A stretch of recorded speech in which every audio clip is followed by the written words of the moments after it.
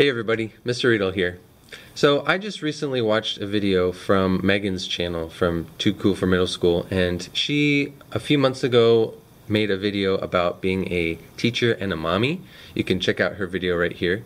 And I really enjoyed that video because I got to learn a little bit about how she managed both her personal life and her work life. I actually looked for other videos of fathers and husbands who are teachers, and I couldn't find anything on YouTube. So that's why I wanted to make a video, is because I wanted to share with you and other teachers, either dads or whoever's interested, what it's like to be a teacher and a father and a husband. I'm a father of 3 young children right now, and we are very busy at home, so I just thought it'd be interesting to kind of get a little glimpse of what it's like to balance work life and personal life. So the way that a typical day starts out during the school year is I usually get up really early. I'm actually the only morning person in my family, so I get up way before everybody else, and that's just something that comes natural to me. And so I like to get up really early. I usually wake up around 5 o'clock and take a shower, get ready, and I'm usually out the door by about 6 o'clock, and I get to school at about 6:15. And it's nice to only have like a 15-minute commute in the morning. That's another reason I like to go early, is because of the fact that there's no traffic in the morning. So usually what I do on the way to work is I listen to audiobooks.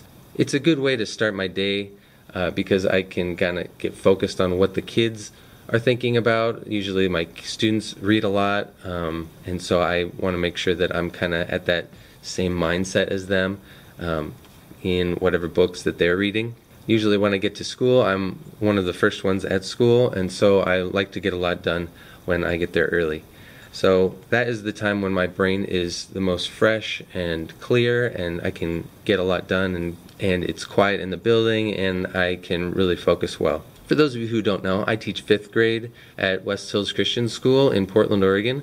And if you want to learn a little bit more about my classroom, then you can check out my classroom tour video. School starts at 8:15, and usually the students start coming into the classroom at 8:05. So the typical day is usually busy. You know, students are learning, I'm teaching, yada yada yada. Yada yada yada. What a succinct story. And then it's the end of the day at 3:05. So school gets out at 3:05, and say goodbye to the kids, and they leave. I usually go out for carpool duty as the parents pick up their kids. We have a nice system. I actually made a video about how carpool works, so you can check that out here too as well. But anyways, after carpool duty, I come back in the classroom and I'm just spent. I have nothing left. My brain is shot and I'm just exhausted. So I try not to get any work done at the end of the day.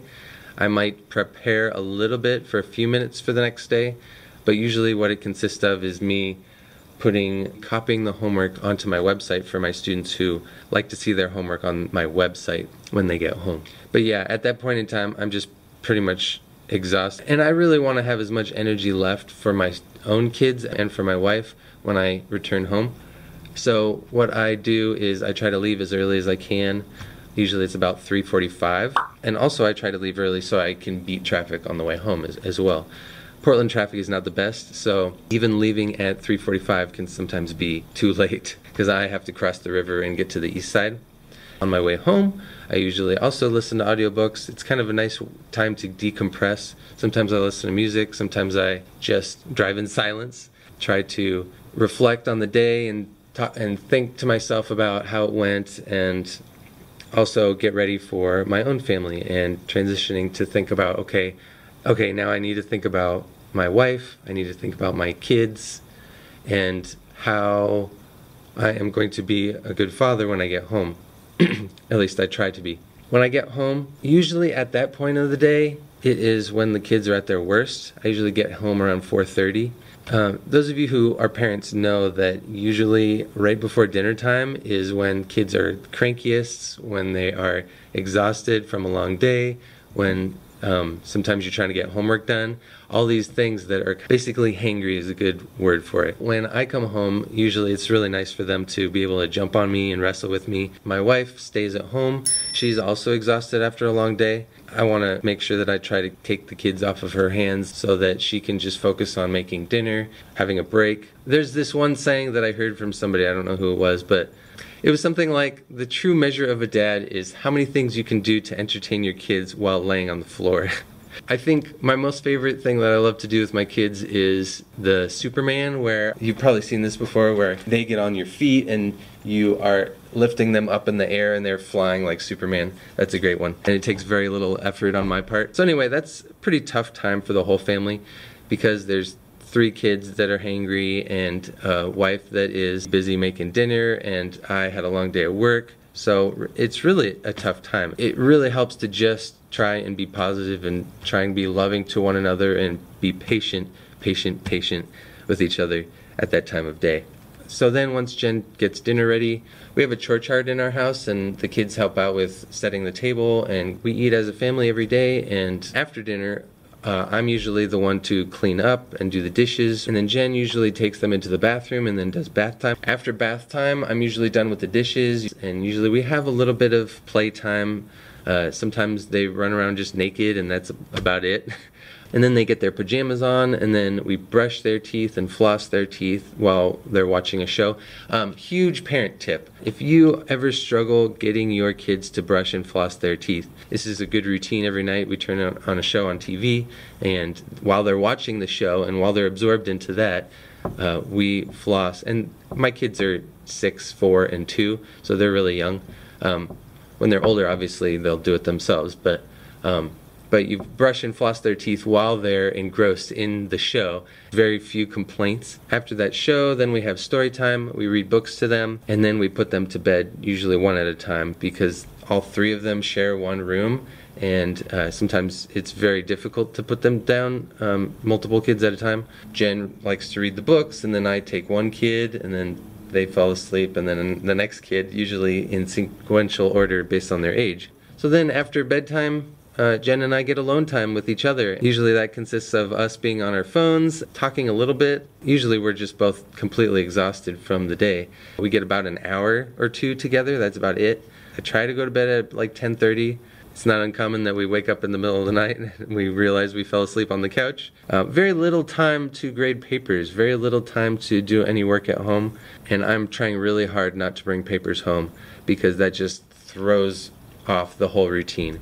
So that's our routine. In regards to our roles, as the fact that I'm the only one earning money in the family and she stays at home with the kids, working full-time from the home, I knew and she knew from the beginning that this is what we wanted. She always wanted to stay home and I always wanted to be the breadwinner, just because that's what we desired for our family. We also knew that daycare costs a lot. Jen actually considered going back to work to earn a little bit more money because we were pretty strapped financially. I did not know that I was going to be a private school teacher, and private school teachers, at least at my school, do not make a lot of money. I get paid less than public school. It's worth it to me. I love teaching here, so we just had to choose what was more valuable to us. And Jen loves staying at home. Jen was actually a preschool teacher before we had kids, and so she loves working with kids. And thinking about her making money as a preschool teacher definitely would have been pretty much the same amount that daycare costs. So we didn't really want to just have her go to work in order to afford to have our kids stay in daycare. She wanted to stay at home anyway and raise our kids the way that she wanted.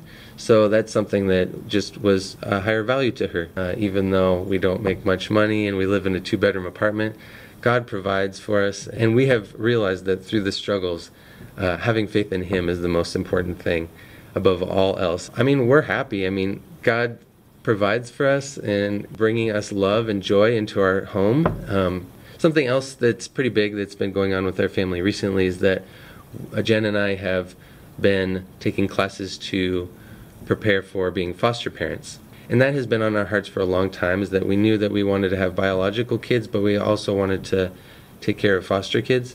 It just breaks our heart to know all the crap that's going on in the world with kids that are so innocent and helpless.